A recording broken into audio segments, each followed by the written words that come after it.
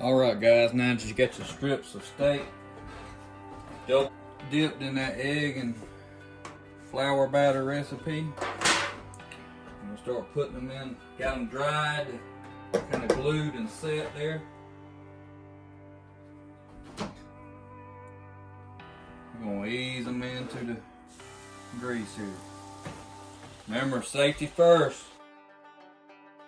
Don't splash.